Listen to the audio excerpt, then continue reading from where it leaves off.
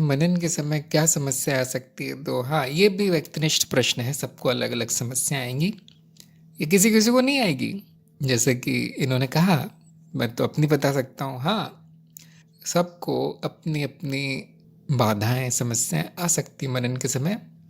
और एक दो आप ऐसी समस्याएं देख सकते हैं जो अक्सर सबको आती, क्योंकि मैं ऐसा करवा रहा हूँ मनन, तो मैं देखता हूँ अक्सर। पहली समस्या यही है, श्रवण। सुना नहीं ध्यान से, मन लगा के नहीं सुना, उस प्रेम से नहीं सुना। सबसे बड़ी समस्या ही। इसलिए जब भी मनन का फल ना आए, मनन का फल क्या है? प्रश्नों का अंत। जब भी मनन का फल ना आए, सुनना चाहिए दोबारा। उसके बाद भी ना आए तो फिर प्रश्न करना है सत्संग में। दूसरा, लिखने का अभ्यास, क्योंकि बुद्धि, मन चंचल है। जैसा कि इन्होंने कहा, भाग जाता है इधर उधर विचारों में, तो उसको एक जगह बांध के रखना पड़ता है। और वो बांधने का कार्य लेखन कार्य करता है। लेखनी से बांधा जाता है मन को।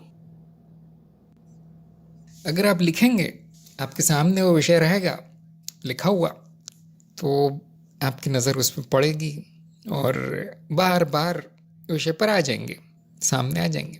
ध्यान भटक जाएगा, कोई बात नहीं, कुछ और सोचना शुरू करें, कोई बात नहीं। अगर आपके सामने वो विषय लिखा हुआ है, मुख्य बिंदु लिखे हुए हैं, ये परिभाषा है ऐसी, ये निष्कर्ष निकला था, ये तर्क दिया गया था, आप देखेंगे अब बुद्धि अनुशासित होगी, अब वो सही चलेगी। ऐसा नहीं कि वो मान लेगी जो लिखा है, जो बताया, नहीं, सत्यापित कर लेगी, नहीं तो भटकती रहेगी। ये एक समस्या आ सकती है। वो तीसरी भी समस्या है, शंका। हाँ, मैं सुन लिया है, हाँ, गुरु ने कहा है, शास्त्रों में लिखा है, बड़े बड़े विद्वानों ने कहा है, मेरा पड़ोसी तो ये कहता है, ये सत्य है। शंका। वो वाला वीडियो देखा था मैंने, उसमें वो सत्य बताया था। तो वो मनन करना चाहता है व्यक्ति, साधक, शंका से भरा हुआ है। तो मैं ये अभी इस समय ये नहीं बताऊंगा इनका इलाज क्या है शंकाओं का, लेकिन स्वाभाविक है, होता है कभी कभी ऐसा। ये कहना कि मैं मानना नहीं चाहता और ये कहना कि मैं मान नहीं सकता, इसमें बहुत फर्क है। मानना नहीं चाहता, वो प्रमाण ढूंढ रहा है, खोज रहा है, वो मनन जारी है, चिंतन जारी है, विचार जारी है। जो कहता है मैं मान नहीं सकता, उसकी रुचि समाप्त हो गई। वो ये कह रहा है कि कुछ भी कह रहे हो, नहीं मैं नहीं मान सकता, तो फिर शंका बनी रहेगी। अब वो खोज नहीं रहा है, उसने निर्णय ले लिया है, ये नहीं मानूंगा मैं। अब आगे प्रगति नहीं होगी। अब वो कितना भी मनन कर ले, वो मनन क्या करेगा? वो ये मनन करेगा ये गलती कहाँ है यहाँ पे, जो बिल्कुल ठीक है, ऐसा भी सोचना चाहिए, ये भी मनन करना चाहिए, गलती कहाँ है शिक्षा में। लेकिन इरादा उसका ये नहीं रहता। इरादा उसका ये रहता है कि गलती मिले तो छुट्टी मिले, मेरी मान्यता सही निकल जाए, जो मैंने पहले से मान रखा है वो सही निकल जाए। इरादा ये रहता है। हर तरह की समस्या आ सकती है मनन में। और वो बेचारा, वो साधक ही जाने उसको क्या समस्या आती है, बाकी के लोग कैसे जानेंगे। हाँ, मुझे समझ में नहीं आ रहा, मुझे ज्ञान ही नहीं हो रहा, कौन कैसे जानेगा क्यों नहीं हो रहा। कभी कभी मान लिया जाता है, हाँ मेरा मनन हो गया, ये तो सही लग रहा है, और वो भी समस्या है। हार मान ली, हार इस समय ऐसी हुई है कि जाने दो, ये सही होगा, कौन इसमें माथा पच्ची कौन करे। तो उन्होंने कहा था लिख लेना, ये कर लेना, मनन कर लेना, मैं कर लिया, वो मान्यता ही रह गई। अब वो मान्यता ज्ञान की मान्यता है, तो मनन सही हो गया, समस्या नहीं आई, उसके बारे में जरूर बताया जा सकता है कुछ। शांति, आनंद, एक चेहरे पे मुस्कान आ जाएगी कि हाँ ये सच है, अब समझ में आए। प्रकाश मन में स्पष्ट दिखेगा, उसका महत्व आप जान पाएंगे। उससे जो जुड़ने वाली कड़ियां हैं, अच्छा ये सत्य है तो इसका मतलब वो गलत होगा और ये भी सत्य होगा, ऐसा कड़ियां जुड़ने लगेंगी फिर एक के बाद एक। और वो जो अज्ञान का महल है वो पूरा गिर जाएगा। कभी कभी एक दिन में संभव है, एक दिन में ऐसा संभव है। मनन बहुत शक्तिशाली साधना है, तो उसकी चिन्ह है कि मनन सही चल रहा है, उसमें आनंद ही आनंद है।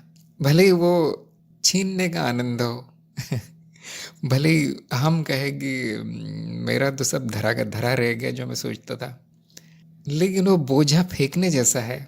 पत्थरों का बोझा सर पे उठा के जो हम चल रहे हैं, मनन का फल है उसको फेंक देना। अब आप हवा में उड़ने के लिए स्वतंत्र हैं। तो देखिए, आनंद, शांति, प्रश्नों का अभाव, ये सब, प्रश्नों का नाश, ये सब हो रहा है तो मनन अच्छा चल रहा है। नहीं तो आपको पूछना है प्रश्न, जो सिखाता है वही उत्तर देगा, और कोई उत्तर नहीं देगा। सब लोग ये कहीं लिख के रख लीजिए, याद रखिए, जो सिखाता है वही उत्तर देगा।